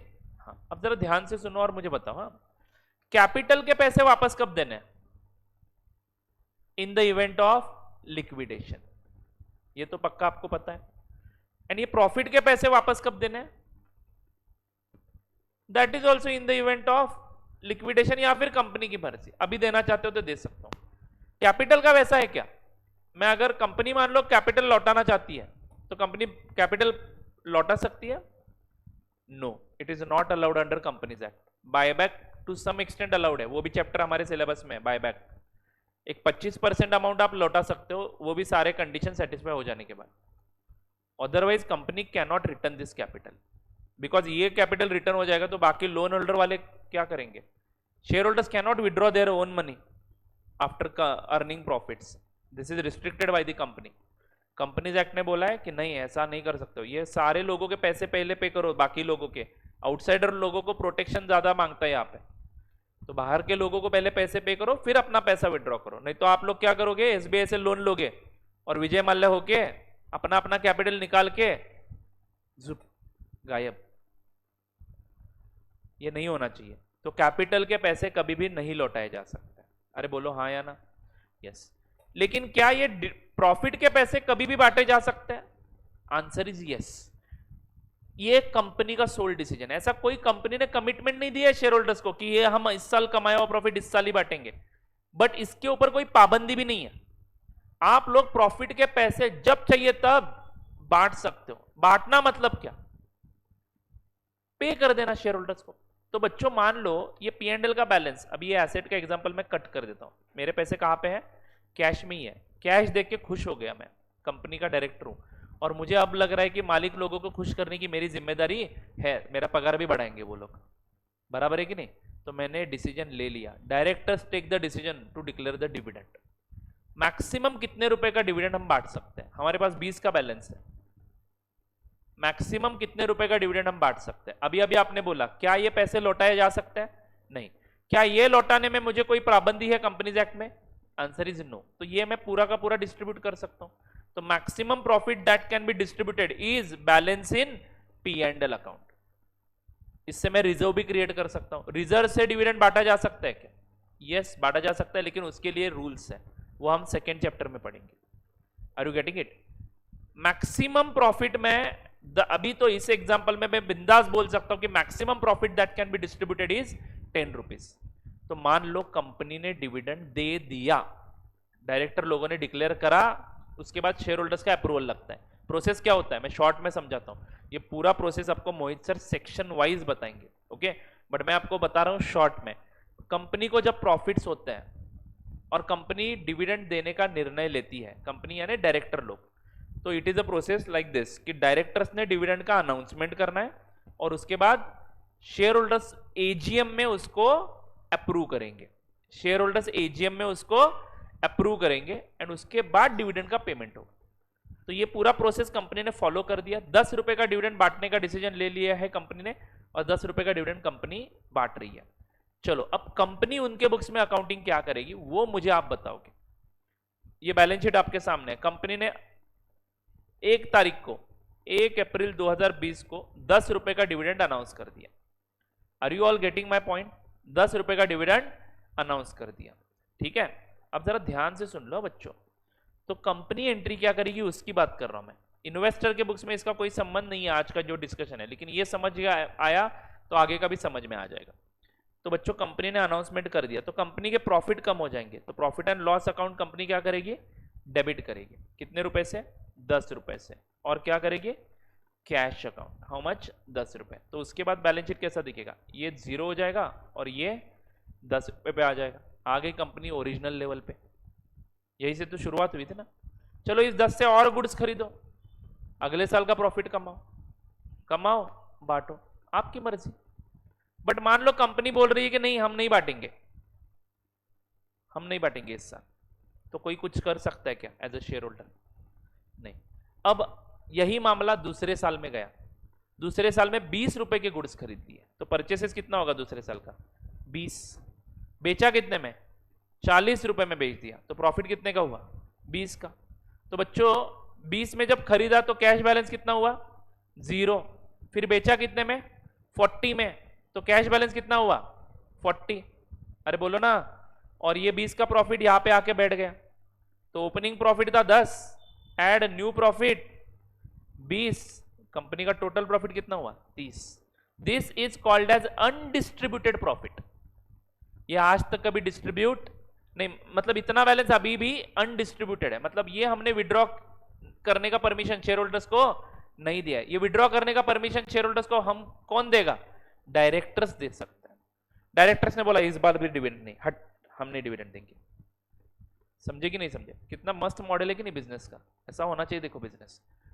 तो अब हम 40 के गुड्स खरीदेंगे, पैसा आपका यहीं पे है, प्रॉफिट हम हमारे कंपनी में री इन्वेस्ट करते जा रहे हैं, इसको बोलते हैं री इन्वेस्ट करना। अब हम 40 के गुड्स खरीदेंगे।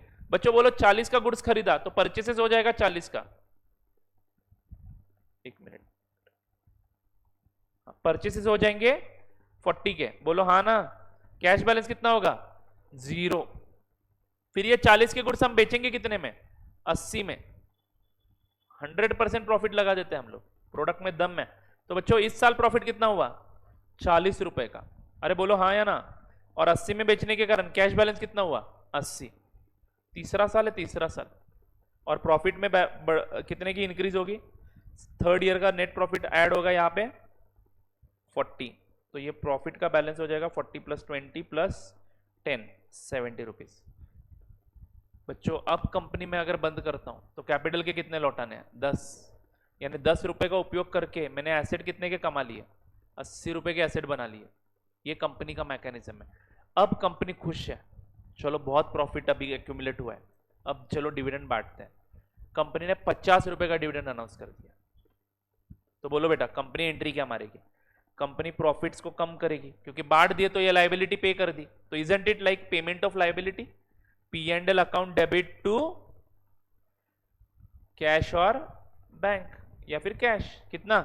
50 50, तो यहां पे बैलेंस कितना रहेगा? 30, और ये प्रॉफिट में से हट जाएंगे 50। तो मान लो अब कौन सा प्रॉफिट बांटा, ये भी इंपॉर्टेंट है। ये वाला बांट दिया, चलो फीफो मेथड अप्लाई करता हूं, तो ये 10 गए, बराबर है क्या? फिर ये सेकेंड ईयर का प्रॉफिट 20 रुपए का बांटा, और थर्ड ईयर में से 20 बांट दिए, तो बैलेंस बचेगा थर्ड ईयर में से 20 रुपए। Are you all getting this? नया बैलेंस शीट टैली हुआ क्या? Yes, this is how company works. समझ में आ रहा है? इसमें बहुत सारी चर्चा मैं और भी कर सकता हूं, बट यहां पे मैं खुद को थोड़ा सा कंट्रोल करवा रहा हूं, ठीक है? थोड़ा सा आगे बढ़ते हैं। आई होप कंपनी ने डिविडेंड डिक्लेयर किया। अब मान लो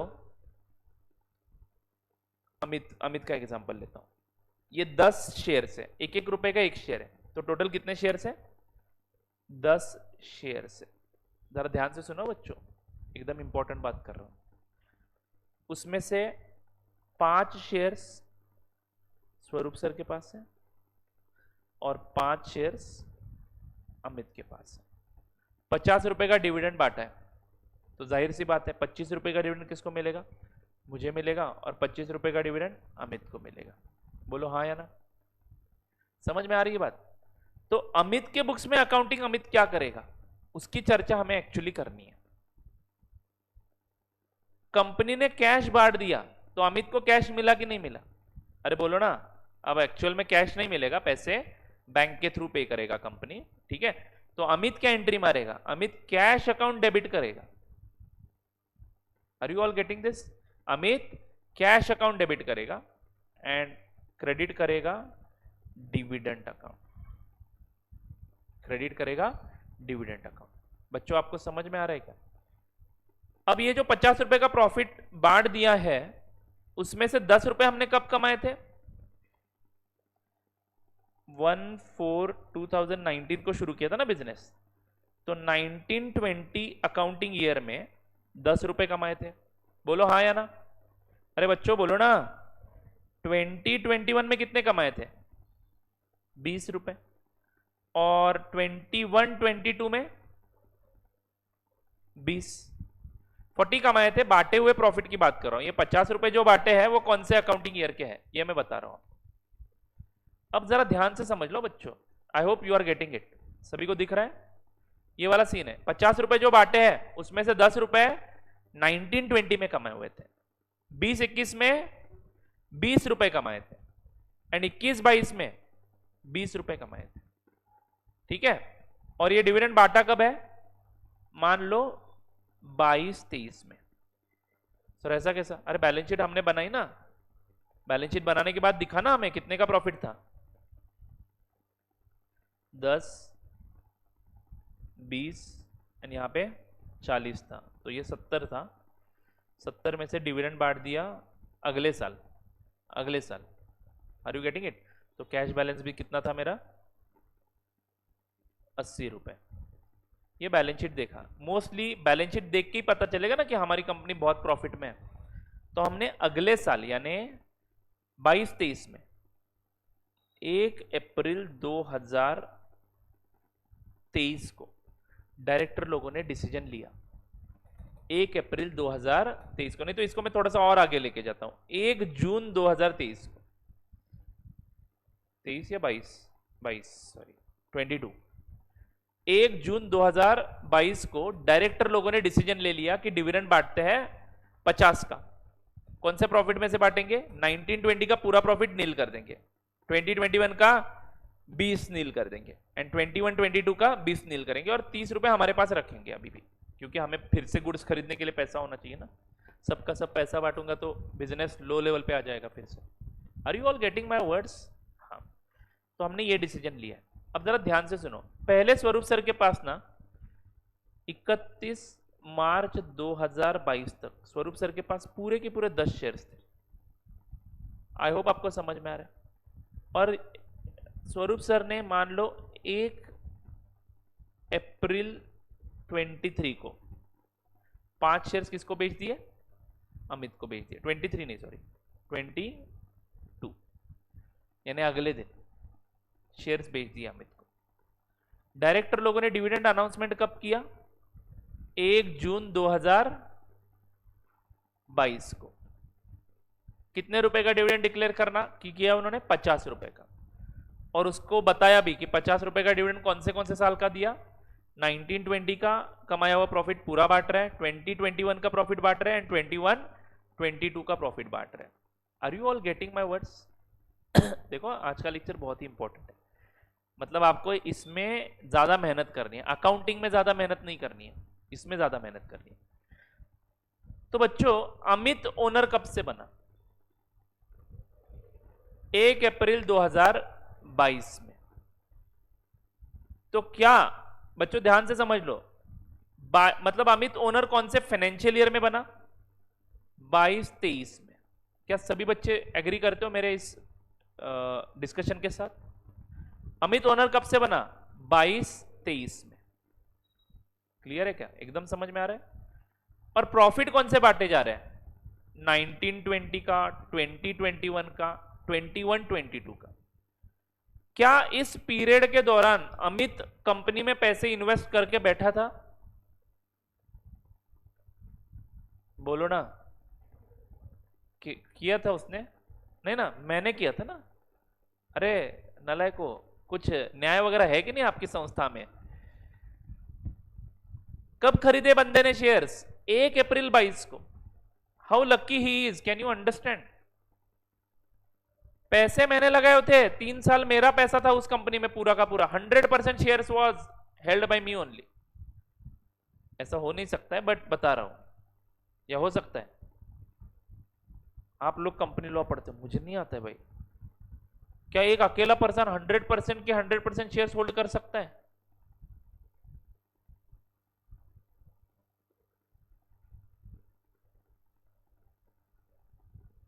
लॉ को मोहित सर को पूछ लो, क्वेरी सर को पूछ लो।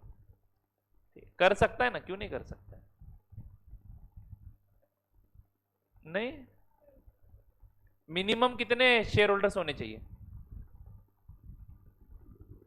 एक कंपनी में? मिनिमम कितने, प्राइवेट लिमिटेड कंपनी में कितने शेयर होल्डर्स होने चाहिए? 2। तो कैसे होल्ड कर सकता है 100%? अच्छा, ओपीसी में, okay, you are right. But OPC छोड़ के minimum number of share holders है ना, प्राइवेट कंपनी को कितना है? 2, एंड पब्लिक कंपनी को 7। हाँ, तो 2 शेयर होल्डर चाहिए तो थोड़ा तो देना पड़ेगा ना। तो 99 एक ऐसा हो सकता है, अगर 100 शेयर से तो 99% एक को एंड 1 शेयर तो देना पड़ेगा। बोलो हाँ या ना? हाँ। एनीवे, लॉ क्यों पढ़ा रहा हूं मैं, आगे बढ़ता हूं। बट मेरे एग्जांपल में है ऐसा समझ लो, ओपीसी है ऐसे समझ लो, क्या प्रॉब्लम है? पहले मेरे पास शेयर्स हुआ करते थे पूरे के पूरे, लेकिन अमित को मैंने कब बेचे? 1 अप्रैल 22 को। बच्चों प्रॉफिट्स कौन से बांटे जा रहे हैं? अप टू 31 मार्च 22 बांटे जा रहे हैं। अप टू 31 मार्च 22। क्या अमित मालिक था कंपनी में? बिल्कुल नहीं। अब मेरा पहला सवाल, जो आज के लेक्चर का सबसे इंपॉर्टेंट पॉइंट है, क्या अमित को 1 जून 2022 को कंपनी ने डिविडेंड डिक्लेयर किया? कौन से प्रॉफिट बांटने का निर्णय लिया? जो प्रॉफिट हमने 1920 में कमाए थे, 21 में कमाए थे, 21-22 में कमाए थे, वो तीनों साल के प्रॉफिट हमने बांटने का डिसीजन ले लिया। कौन से तारीख को? 22-23 में, फाइनेंशियल ईयर 22-23 में डिसीजन लिया डायरेक्टर्स ने। किसी को प्रॉब्लम है क्या इसमें? नहीं ना सर, बहुत 3-3 साल क्यों कर रहे हो? इंपॉर्टेंट है, एक ही एग्जांपल में सारे कंसेप्ट पढ़ाने वाला हूं, इसलिए बता रहा हूं। हाँ, तो पहला एंड बहुत ही इंपॉर्टेंट सवाल, क्या अमित को डिविडेंड मिलेगा?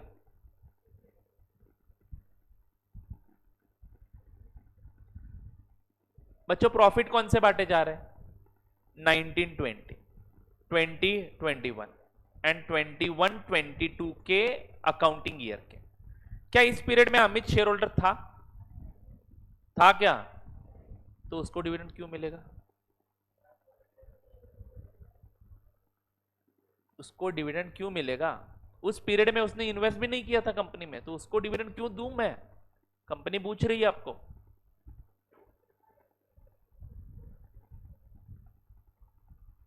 बोलो प्रसाद। जब डिविडेंड दिया तब वो शेयर होल्डर था, यानी प्रसाद बोल रहा है कि 1 जून का होल्डिंग पकड़ा जाएगा। Actually he is right, but थोड़ा थोड़ा राइट है। अब डिविडेंड के केस में एक कंसेप्ट हमें पढ़ना है, कौन सा? Record date. कौन सा? Record date. कंपनी हर वक्त कोई भी रिटर्न देती है, डिविडेंड हो या बोनस हो या राइट शेयर्स हो, हर वक्त कंपनी एक डेट अनाउंस कर देती है, और ये डेट में कोई मैनिपुलेशन नहीं होता है, कंपनी के डायरेक्टर लोगों ने डिसाइड किया हुआ डेट होता है कि ये है डेट। इस डेट पे जो कोई भी शेयर होल्डर है उसको डिविडेंड मिलेगा। तो मान लो कंपनी ने 1 जून ही रिकॉर्ड डेट बोला है, तो 1 जून को कौन कौन शेयर होल्डर है इस कंपनी का? एक है मैं, जो 5 शेयर होल्ड करता हूं, और एक है अमित। तो 25 रुपए का डिविडेंड मुझे पे करेगी कंपनी, और 25 रुपए का डिविडेंड अमित को पे करेगी। Are you getting it? Amit खुश हो कि नहीं हो? मतलब देखो ना कितना लकी आदमी है ये। 3 साल पैसे लगाए किसने? मैंने। 3 साल वो कंपनी को चला कौन रहा है? मैं। 3 साल डायरेक्टर्स को अपॉइंट किसने किया? मैंने। यानी ये प्रॉफिट किसकी मेहनत का नतीजा है? मेरी मेहनत का। ऑफ कोर्स डायरेक्टर्स की मेहनत का, लेकिन डायरेक्टर्स मेरे इशारों पे ही तो नाचते हैं। अरे बोलो ना, तो मेरा है ये प्रॉफिट, मेरा है।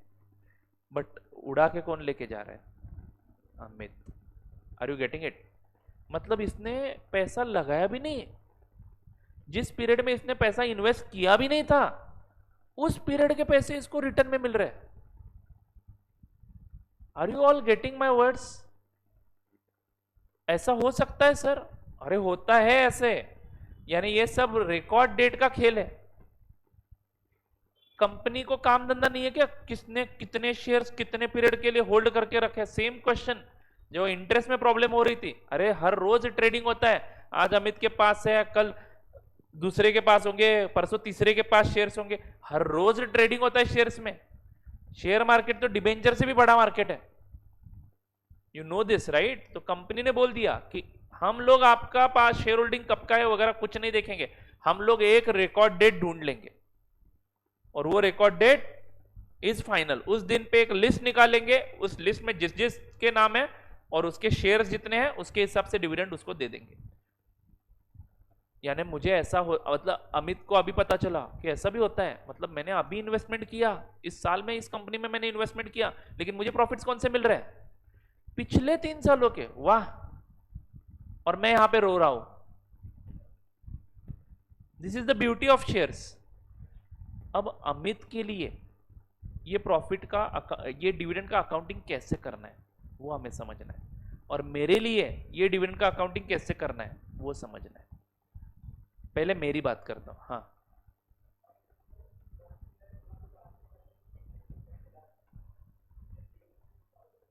फर्स्ट जुलाई 2022 को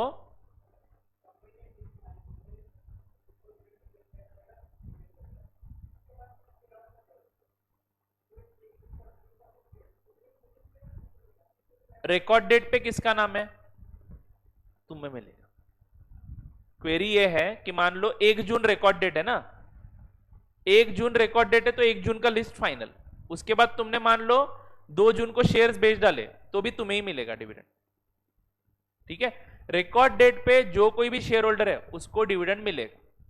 और डिविडेंड में सबसे इंपॉर्टेंट बात जो मैंने इस क्वेश्चन में कवर की है कि डिविडेंड कौन से ईयर के प्रॉफिट में से बांटा जा रहा है वो भी देखना बहुत ही जरूरी है। क्योंकि अमित शेयर होल्डर कब बना? फाइनेंशियल ईयर बताओ, 22-23 में। और प्रॉफिट कौन से बांटे जा रहे हैं? 1920 के, 2021 के, 21-22 के। समझ में आ रही है बातें?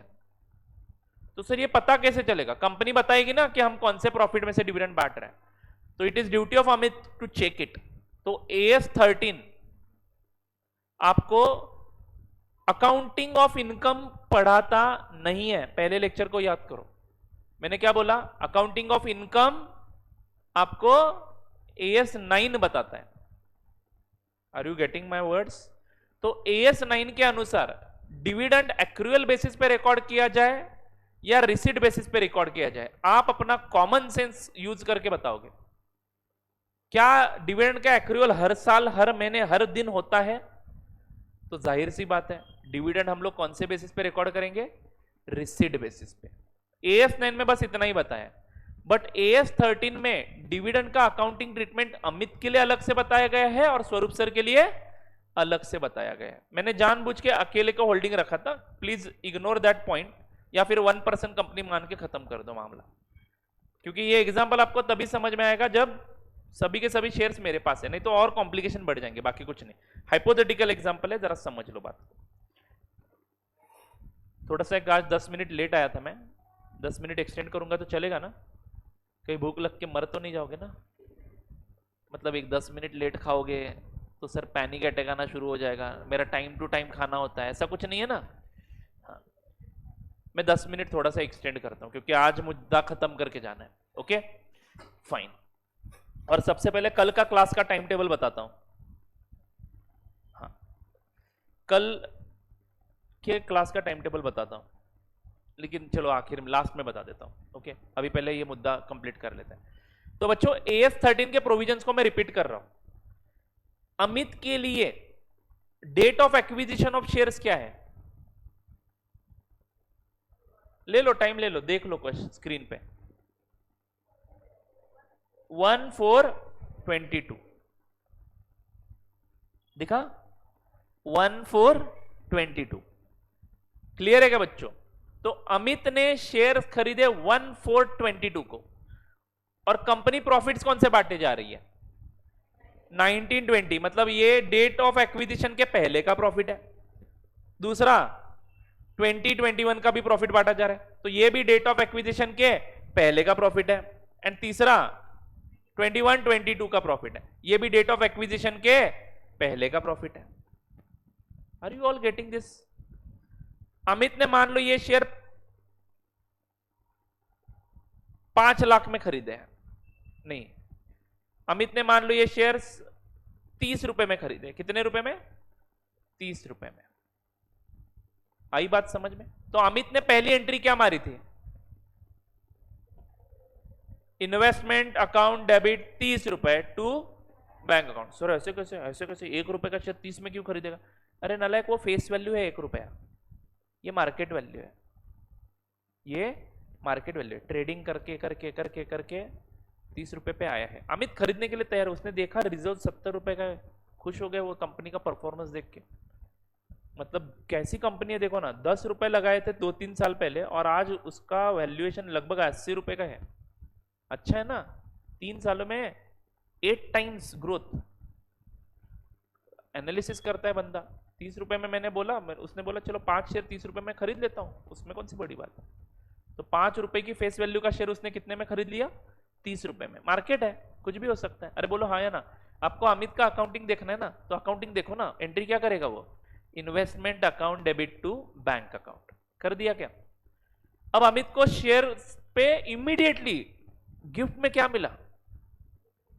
डिविडेंड मिला। कितने रुपए का? 25 रुपए का। अब AS13 बोलता है अमित रुको, पहले चेक करो कि ये डिविडेंड तुम्हें प्री एक्विजिशन प्रॉफिट से मिला है या पोस्ट एक्विजिशन प्रॉफिट से मिला है। तो आपका आंसर क्या है? प्री एक्विजिशन प्रॉफिट से मिला है। यानी अमित ने देखना है कि एक्विजिशन डेट कौन सा है, 1/4/22। बात पकड़ में आ रही है? और डिविडेंड कौन से पीरियड का बांटा जा रहा है? 1/4/22 के पहले के प्रॉफिट में से बांटा जा रहा है। प्रॉफिट कमाए कब है कंपनी ने? इस डेट के पहले। तो अमित के लिए this is like a gift, he is so happy. ये बोलेगा मेरे को इन्वेस्टमेंट 30 में पड़ा ही नहीं, 30 इन्वेस्ट किया 25 आया, तो इन्वेस्टमेंट कितने में मिला? 5 में। तो अमित बड़ा खुश है, लेकिन उसको कहां पे पता है कि मुझे पता था कि ये नालायक लोग, डायरेक्टर लोग, मैं शेयर्स बेचूंगा और डिविडेंड डिक्लेयर करेंगे, क्योंकि दिख रहा है ना प्रॉफिट 70 रुपए का। तो मैंने भी भाव बढ़ा के ही बेचा था अमित को, आपको थोड़ी पता ही है। समझा कि नहीं समझा?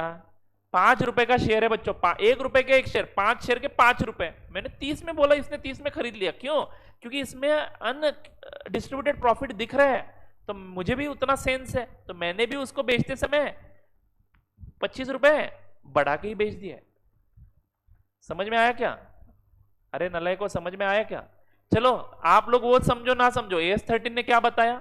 अगर डिविडेंड प्री एक्विजिशन प्रॉफिट से आता है तो credit it to investment account, don't credit it to income. Dividend account credit मत करो, इन्वेस्टमेंट अकाउंट क्रेडिट करो। तो अमित ने अकाउंटिंग कैसे करना है डिविडेंड का? 25 रुपए मिल गए उसको, पहले उसने एंट्री क्या मारी बच्चों बोलो? आज घर जाके फिर से लेक्चर देखना पब्लिक करने वालों। ये समझ में आया तो ये टॉपिक खत्म, याद रखना। अमित ने पहली एंट्री क्या की? इन्वेस्टमेंट खरीदने की। Investment account debit to cash account या फिर बैंक अकाउंट। कितना? 30 रुपए, 30 रुपए खरीदा। 2 महीने के बाद 25 रुपए मिल गए कंपनी के पास से। अमित क्या एंट्री मारेगा? कैश और बैंक अकाउंट डेबिट। कितना? 25 रुपए। ये एंट्री मारने वाला था डिविडेंड करके, ठीक है, डिविडेंड अकाउंट क्रेडिट करने वाला था, बट AS13 आया। रुको चेक करो, प्री एक्विजिशन डिविडेंड है या पोस्ट एक्विजिशन।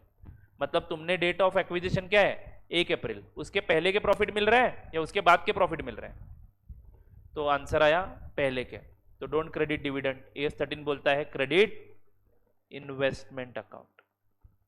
क्यों सर क्यों? अरे सिंपल सी बात है ना, समझ लो ना अमित। तुम्हें 30 रुपए में बेचा है तो सामने वाला पागल नहीं है। उसने जैसे वो एक्स इंटरेस्ट कम इंटरेस्ट का कंसेप्ट है ना, वैसे उसने सोचा होगा, एक एस्टिमेटेड अमाउंट ऐड किया होगा। या फिर तुम ऐसे मान लो, ये नहीं समझ में आता है ना, तो तुम ऐसे मान लो। क्या बच्चों? कोई भी इन्वेस्टमेंट रिटर्न जनरेट करना कब शुरू करती है? जब पैसे लगाते हो उसके बाद ना। तो अमित ने पैसे कंपनी में लगाए कब? 1/4/22 को। तो उसके बाद कमाए हुए प्रॉफिट का हकदार वो है। लेकिन उसके पहले के प्रॉफिट अगर है तो अमित इतना भी सत्यवादी नहीं है कि नहीं बाबा मेरा प्रॉफिट नहीं है, ये मैं पुराने वाले शेयर होल्डर को दे दो। किसको दोगे? तो तुम इसको क्या मानो? रेवेन्यू प्रॉफिट मत मानो, इसको आप कैपिटल प्रॉफिट मानो। क्योंकि आप जिस पीरियड में शेयर्स होल्ड भी नहीं करते थे उस पीरियड का प्रॉफिट आपको दिया जा रहा है। You are very lucky.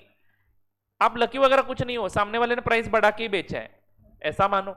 या फिर आप ऐसे मानो कि ये मेरे लिए कौन सा रिसिट हो गया, capital receipt. Are you getting the concept here? तो मेरे लिए ये कौन सा रिसिट हो गया, capital receipt, and I will be treating it as a capital receipt. काम खत्म। कैश और bank account debit to investment account. मैं इसको ऐसे भी पढ़ा सकता हूं, प्री एक्विजिशन से है तो इन्वेस्टमेंट अकाउंट को क्रेडिट करो, पोस्ट एक्विजिशन से है तो डिविडेंड को क्रेडिट करो। समझे कि बच्चों? हाँ, अब जरा ध्यान से सुनो। अब अमित ने शेयर्स कब खरीदे, 1/4/22 को। हाँ चलो मेरे बुक्स में अकाउंटिंग करता हूं मैं। मैंने शेयर्स कब खरीदे थे, इंसेप्शन में, कंपनी जब इनकॉर्पोरेट हुई थी ना तब। क्लियर है क्या? मतलब मेरे पास शेयर कब से थे, 1/4/19 को थे। ये 10 रुपए की एंट्री याद है ना, 10-10 रुपए मेरे पैसों से ये सब हुआ है।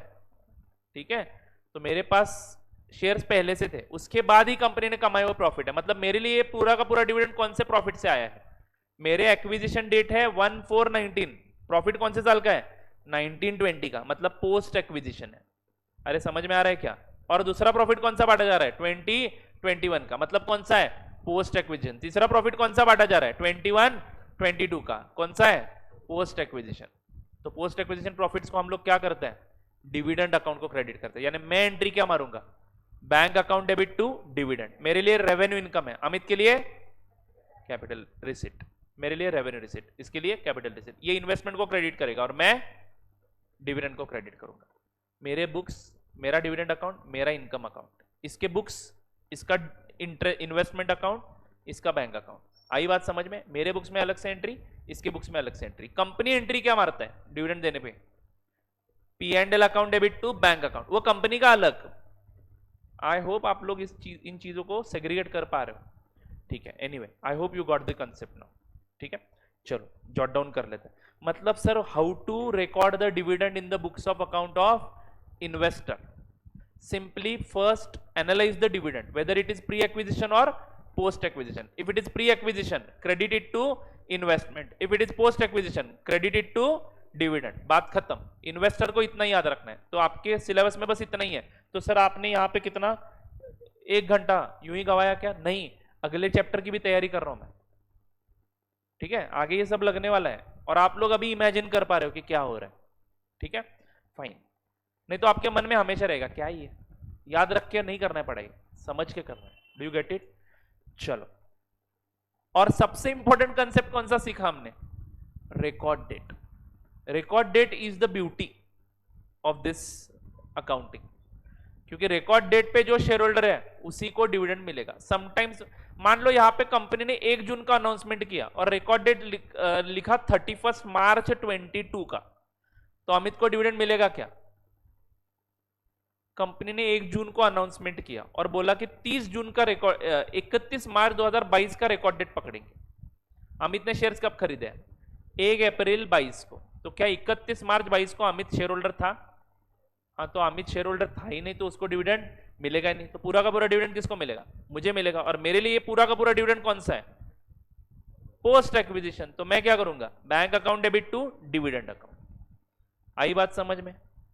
Yes, record date plays very very important role. तो आपको एज ए इन्वेस्टर हमेशा देखना है कि रिकॉर्ड डेट पे आप शेयर होल्डर हो क्या। अगर हो तो मिला तो चेक करूंगा कि कौन से प्रॉफिट को बांटा जा रहा है और मैंने शेयर्स कब एक्वायर किया। मैंने शेयर्स एक्वायर इस डेट को किया और उसके पहले के प्रॉफिट से बांटा जा रहा है, तो I will be treating it as a pre acquisition dividend. उसके बाद के प्रॉफिट में से बांटा जा रहा है, तो I will be treating it as a post acquisition dividend. बात खत्म। ठीक है, चलो अब ये पॉइंट सारे जॉट डाउन कर लेता हूं। ये सब रफ वर्किंग लिखने की जरूरत नहीं है।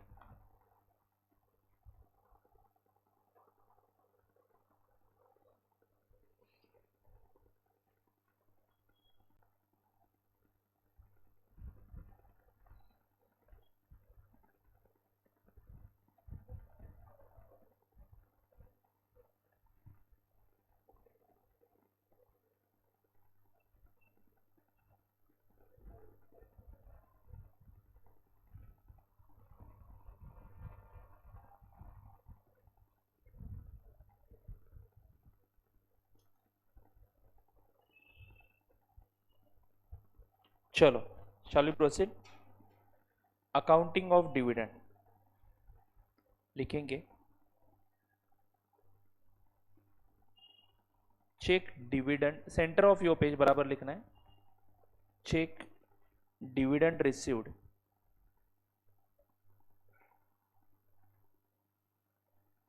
is declared by company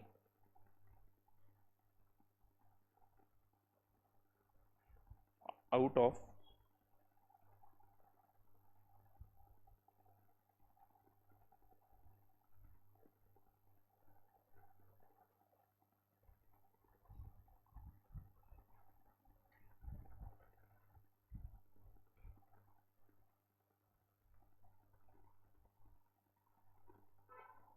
pre-acquisition profit,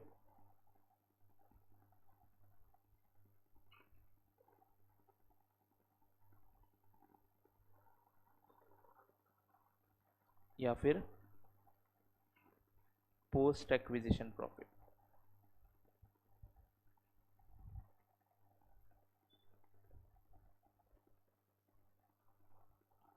ठीक है, प्री एक्विजिशन शब्द में ही उसका अर्थ समझ में आया ना आपको, आपकी डेट ऑफ एक्विजिशन के पहले का प्रॉफिट। ठीक है, अगर प्री एक्विजिशन प्रॉफिट से है तो क्या करेंगे, credit the receipt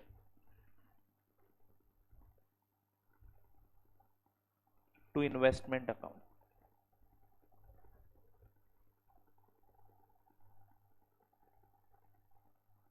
and post acquisition profit से है तो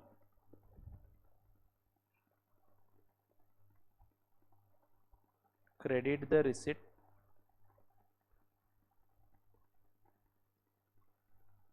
टू डिविडेंड अकाउंट।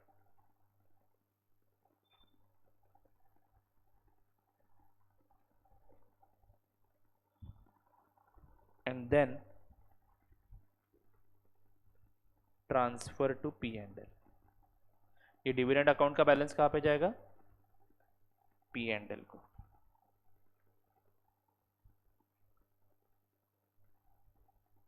इस केस में हम लोग रिसिट को कौन सा रिसिट मान रहे हैं, कैपिटल रिसिट। और इस केस में हम लोग उस रिसिट को कौन सा रिसिट मान रहे हैं, रेवेन्यू रिसिट। वैसे ये कंसेप्ट सिर्फ 5-10 मिनट का था, लेकिन मैंने वो जो पहले कहानी बताई कंपनी कैसे डिविडेंड बांटती है वो आपको आई होप समझ में आ चुका है, और वो हमारे अगले चैप्टर की तैयारी है, ऐसे समझ लो। ठीक है, फाइन, आगे बढ़ता हूं। यहां पे जर्नल एंट्री क्या होगी बता सकते हो, bank account debit to investment account. और यहां पे जर्नल एंट्री क्या हो सकती है बता सकते हो, बैंक अकाउंट डेबिट, यानी डिविडेंड मिलते ही पहले बैंक अकाउंट डेबिट करवा दो, और उसके बाद आप लोग डिसाइड करना कि whether it is pre acquisition dividend और पोस्ट एक्विजिशन डिविडेंड।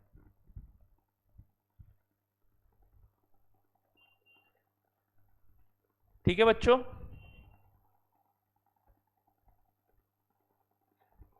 मित्रों समझ में आया क्या। हाँ, यहां पे लिखना है note number 1,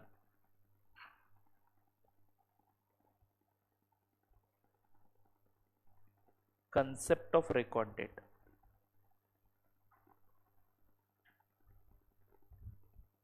concept of record date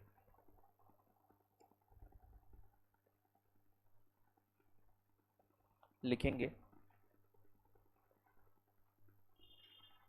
cut off date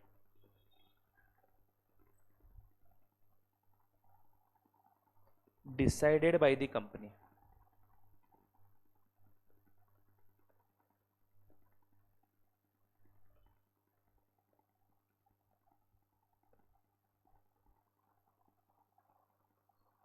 to distribute dividend.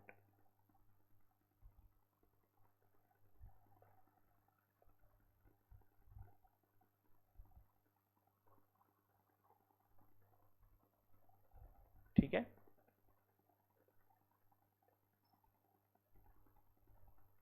whoever is owner of shares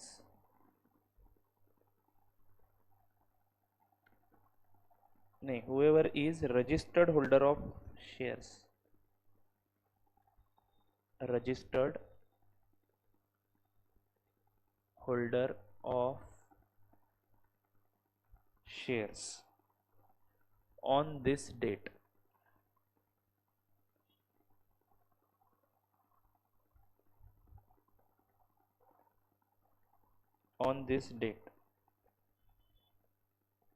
will receive the dividend.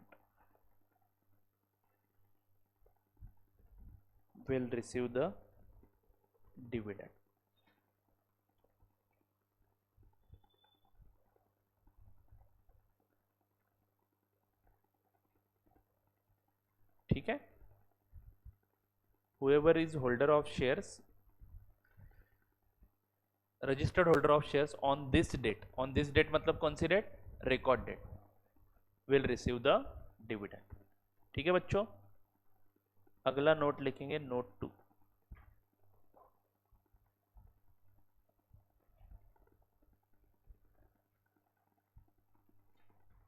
Types of dividend. I hope आपको डिविडेंड का कंसेप्ट समझ में आ चुका है। अब जरा टाइप्स ऑफ डिविडेंड भी समझते हैं।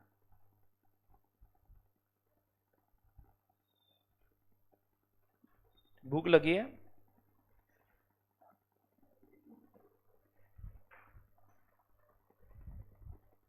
आज उपवास है वैसे भी।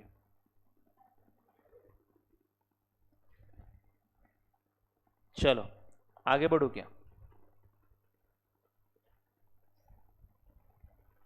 Final dividend. 1-2 मिनट में ये कंसेप्ट खत्म करता हूं और छोड़ देता हूं, ठीक है? Final dividend, interim dividend.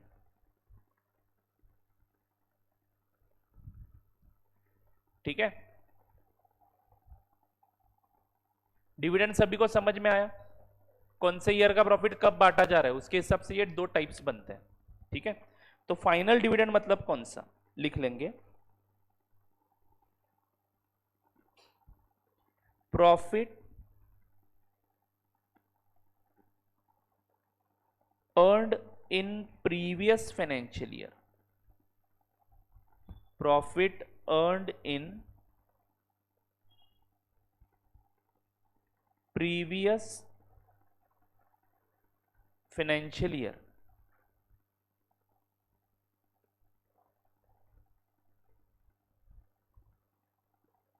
and profit earned in previous financial year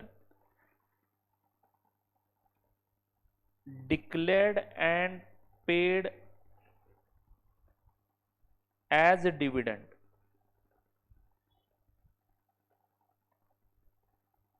in current financial year। Financial year के लिए एफवाई लिखूंगा तो चलेगा ना?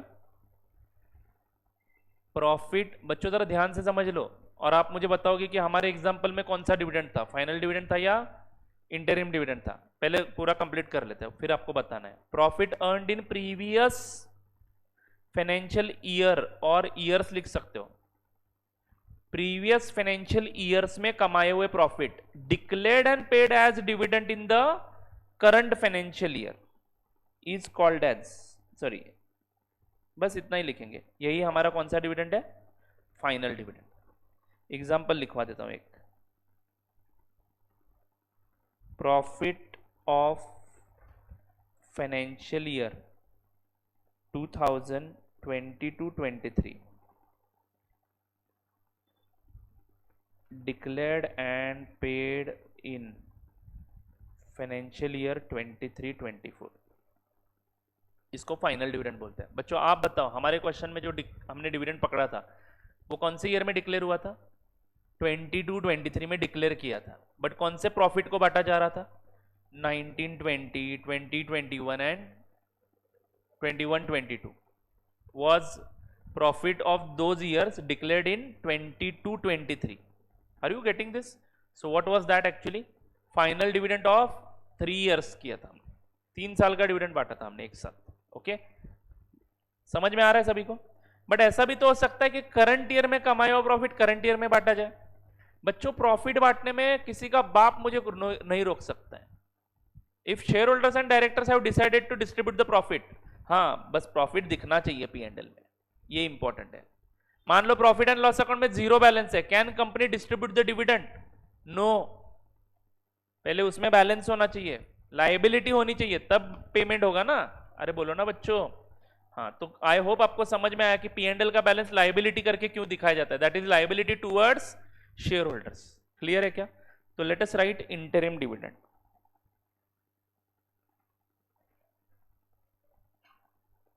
Profits of current financial year declared and paid in current financial year.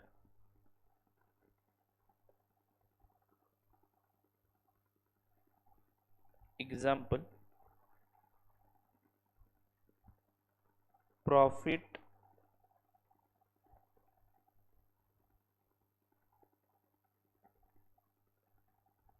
earned in first 6 months of 20 to 23 declared and paid in 20 to 23। हो सकता है ना। इंटरिम डिविडेंड जनरली 6 महीने का, 3 महीने का प्रॉफिट बांटा जाता है, पूरे साल का कैसे बांटेगा?